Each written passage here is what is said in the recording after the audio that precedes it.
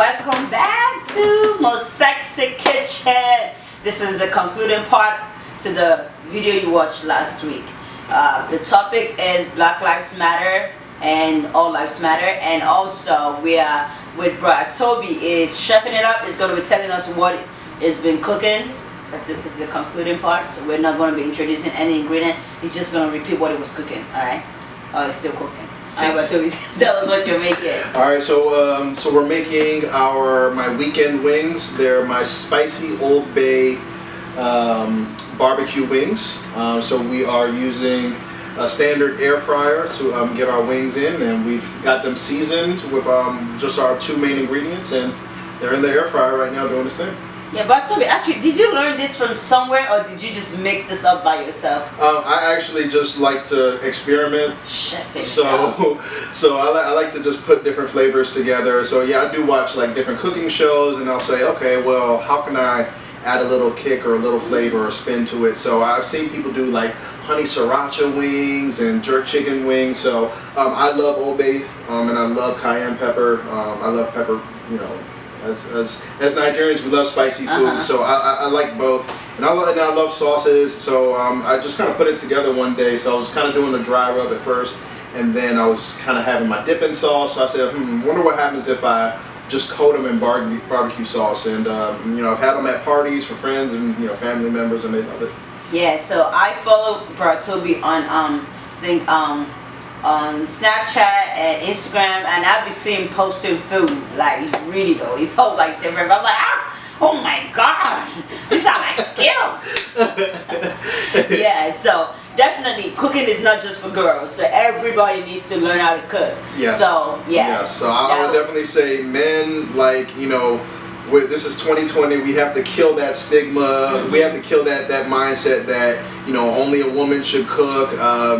I think that it's like science. You got to go in and try different things. You got to experiment. But yes, men, you should be definitely in the kitchen cooking for yourself. Chefing it up, okay? All right, let's go back to our topic. So my next question in regards to our topic is black on black crime. Okay.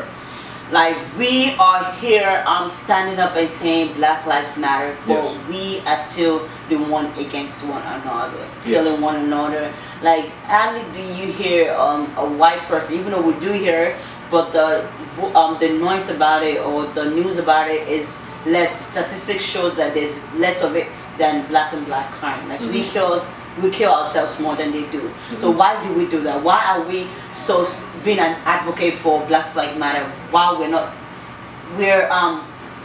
practicing what we preach, if that's what I would call it? Yeah, I think we have to look at a couple of things. So when we look at the statistics, we have to really look at the statistics. What are the numbers that show the rate of black Americans being killed from other black Americans, or just black on black crime versus white on white crime. So one thing we should do is definitely look at the statistics, because whereas it is a focus, but it happens just as much in terms of, we're talking about race on race crime. It happens just as much. I want to say somewhere around 89% of murders involving white people has been white on white crime. Now, and I think when it comes to Black Lives Matter, and I think this is just my my take, when it comes to the Black Lives Matter movement discussion, they are focused on those few things. They're focused on the police brutality. They're focused on ending systemic racism, and I think that where we have gotten to now is, well, you guys are talking so much about this, what about that? And I don't think that they are saying that. I don't think any of the protesters or anything are saying that it's not an issue. It absolutely is an issue. But I think that when we look at the message and the movement behind Black Lives Matter, it was around the ending the racism portion. But we still have a lot of work to do as a community. I think that personally, I don't think we should be looking at the organization of Black Lives Matter to necessarily fix what's happening with black on black crime. I think that is still, I think that we have to look at our police department, we have to look at our community leaders, we have to look at each other. I don't think that we're saying that it's not an issue, but I think that we're looking for the Black Lives Matter movement to own everything black. But it's not. But you know, and I think that we will get there. But I don't think we should look to them to solve every single problem regarding the black community. I think that we should start. I think people should start a movement, like just like Black Lives Matter had their own purpose. We should look at the same thing when it comes to black on black crime. So we should basically create a medication for each type of sickness. Yeah, all right. So pretty much. Yeah, Tylenol is for your headache. There's another medication for your back pain. So that's kind of how it is. So I do definitely love that answer, because I have seen just we're doing our little shake. It's shaking time. Because got that nice sizzle. Nice. So, because I have heard a lot of people referring back to the idea that why are we so much into this Black Lives Matter when we still have black on black crime? And yes, that's why I definitely asked the question, which is I love the answer. It really makes a lot of sense. So I was watching also a documentary on Instagram in regards to this, and I was looking at parents talking to their kids. When I'm talking about kids, I'm talking about 3-year-old, 2-year-old, 5-year-olds, and I started crying because the parents were telling the kids what they need to do when they get pulled over and things like that. And you're explaining to a 5-year-old or 3-year-old that when you get told to raise your hand up by the cops, you have to obey. And I thought about it. I'm like, if I tell my 5-year-old daughter to put up her hand, most likely my daughter's going to just laugh it up and just keep walking.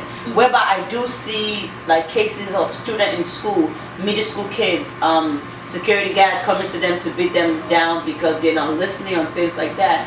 And it gets me really scared because I don't know where this is going in the near future.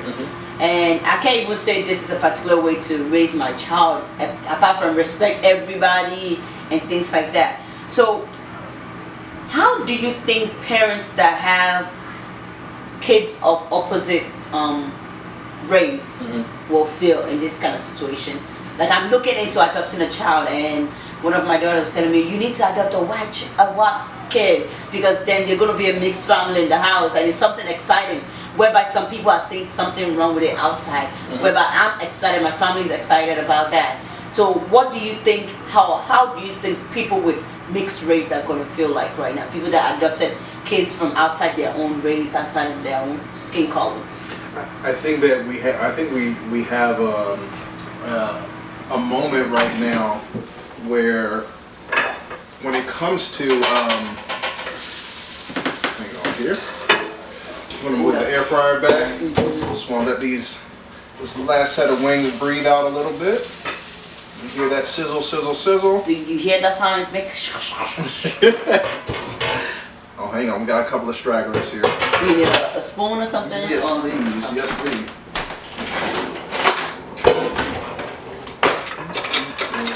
Get this. And this smells great. Yes, it does. Smells great. Okay. I don't know. That'll do. Thank you so much. Yeah, so I think that we have right now, I think that what we have right now is a moment where I think there's people who are in interracial relationships, people who are children of mixed races. I think they are sitting in a very difficult place. I think those blended families are sitting in a very difficult place because it's like I'm standing between two different places. I'm standing in two different worlds. I kind of experienced that myself, just being someone who comes from an African background, a Nigerian background, and but a lot of my friends would look at me as just a regular black American. So I think that we definitely have to acknowledge that we are going to have very uncomfortable conversations, and not just the education piece, but I also think that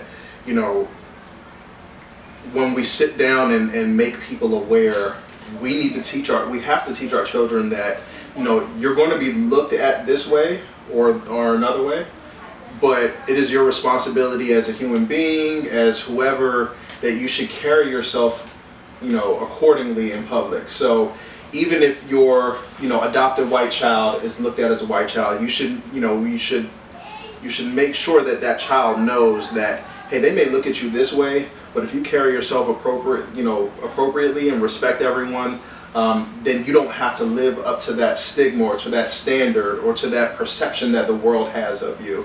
I think that we have to stop saying, that actor, that's a great black actor. Mm-hmm. We have to stop saying, we have to say that's a great actor who happens to be black. But we have to stop saying, oh, that's a great black man. I mean, like, it's great that we empower each other, but I think we also have to, we don't have to label everything, a black this or in the sense of trying to get your voice heard, or trying to recognize something. I think, hey, Beyonce is a great singer. She happens to be black. That's my black sister. You know what I'm saying? That's black girl magic. That is cool, but I think that, when you see somebody in public, you're walking past someone, you can't say, oh, that white woman or that black woman. We have to get out of saying that. And it's going to take time. It's going to take a lot of time. So what is the next step? So the next step right now, we have our wings out. I'm just going to go ahead and let everyone at home take a look, see. So we have, right now, pretty fully cooked wings. Again, they've just been in the air fryer for about 8 to 10 minutes on 370 degrees in the air fryer. Again, if you're cooking it in the oven, you want to let it all sit out and cook in the oven at about 370, 380. Let it cook for about 45 minutes to an hour. And then same thing, you want to take it out, let it breathe a little bit, and then the next step is adding the barbecue sauce. So if you're cooking these wings in the oven, again, you want to make sure that you let your first mix with the seasonings, let that cook in the oven by itself. Let the dry rub cook by itself for about 45 minutes. 370 to 400 degrees is a good range to kind of keep it. Take it out, let it breathe a little bit. This will let you get all that excess water that may come off from the wings off of the baking dish. So now we have our dry wings, and we're going to go ahead and just put them back in our mixing bowl. We've already washed and washed that out. So we've got some really nice dry wings, which again, at this point, it's ready to eat. For those of you who don't like, sauces, and maybe you're not a fan of barbecue sauce or something like that. Just Jobber. Just Jobber. She doesn't like so for our Jobbers of the world, we have some really nice dry rub wings. My advice is, if you are going to have them dry, probably cook them a few minutes longer to get that extra crispiness if you like crispy wings. So we have our third ingredient. Again, we have our Old Bay, we have our cayenne pepper and our Old Bay seasoning, and now we're going to add the final touch, which is going to be our barbecue sauce. And at least for me, when I'm cooking, I'm not measuring anything. Just kind of go crazy with it. We don't measure. Yeah, thank you. The Nigerians, we don't measure. We just kind of do what the ancestors tell us to do. The ancestors are always with us. So I'm just going to go ahead and add this barbecue sauce and kind of let it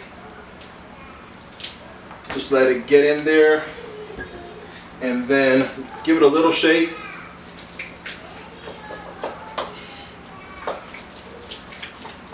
And the more you want your wings to coat, the more mixing you'll do. Or if you have a mixing dish or a mixing tool like a spoon or something like that, you can just go ahead and just mix it with the spoon. Yummy. Now you do like barbecue sauce, right? Okay, all right, just checking. I do. My kids do. Just Job, I don't like it. Just Job. It's all love. It's all love. All right, so now we've got these really mixed in really so well. Good. Like, you gotta show it to the camera. Like, look. Looks so good. And now, and I personally feel depending on what you're cooking, the less ingredients, the better. At least with this mix right here, the less ingredients you have are the better. Because what's going to happen is you're going to get your flavors that you add that kind of fall off in the first load of cooking, and then after that, you add your barbecue sauce to kind of re-enrich that flavor. So now we are ready to go ahead and put this back in the air fryer. So are we gonna do this at 2 batch or just one? Since I think since it's already been cooked really well, we're going to go ahead and just put the whole thing in there. What we will do is periodically just give it a good shake. We'll do the shake. So here we go. We're going to go ahead and toss all of those wings in there. And then, so got that nice and spread really well. So we are ready to go ahead and toss this thing in. And what we will do is, I'm going to go ahead and just kick it up to about 390. Actually, we'll just do 400. So for those of you who like to broil your wings or broil your food, we're going to go ahead and increase our time. We're going to do about 7 minutes. Okay. And we'll just check on it periodically. all right. So while that is cooking, we will definitely come back to give you the end product and how the end product looks, and I will taste it for you all. Okay. I will help you taste it, and I'll tell you how it tastes. So you can definitely try this at home. As usual, we're going to list the ingredient at the bottom of this at the description. So we're going to put the cooking time, prep time, and the seasoning we use. We're going to put it there. I will also be sharing with Tobi's Instagram page and all that. If you want to be checking him out, we'll be posting food sometime, so you can check it out. So definitely thank you all so much for joining us. Brother Tobi, do you have 1 or 2 comments you want to say about this topic we just discussed? I would just say that Black Lives Matter, justice for Breonna Taylor, and please let's just not end the cycle of education and involvement that we're having right now. This is a huge historic moment, and you want to be on the right side of history. So I just hope that everyone stays safe, stay healthy.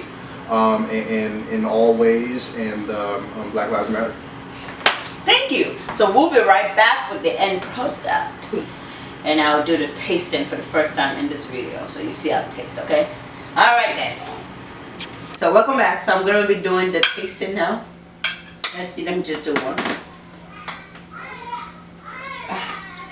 So, oh my God.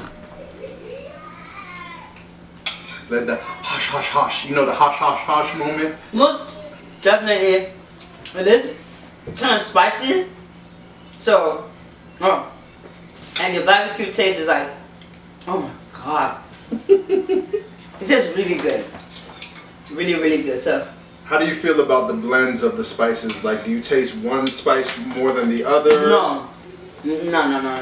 Everything is perfect. Like, it's not too sweet because of the barbecue sauce, but I guess because of the Old Bay and all that, everything can like balance, It's all about balance. It's all about balance. The spice is kicking my tongue like, and it's still sweet, and it's still like, you know how you're spicy and sweet, and you just want to keep eating, but it's still spicy?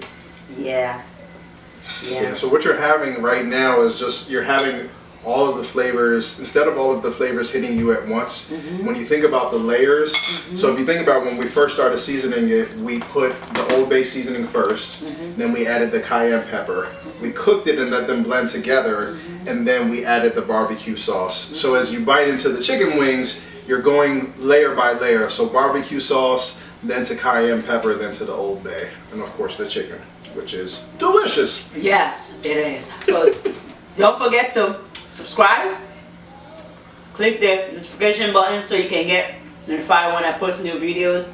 Like, share with your friends. It's not just for you to learn. Alright? This is all designed by Chef Tobi. Alright? Chef Tobi. So anytime you're cooking something that Chef Tobi made, please don't forget to give credit to Chef Tobi. Alright, thank you all so much for watching. Catch you all next week. Love you. Bye.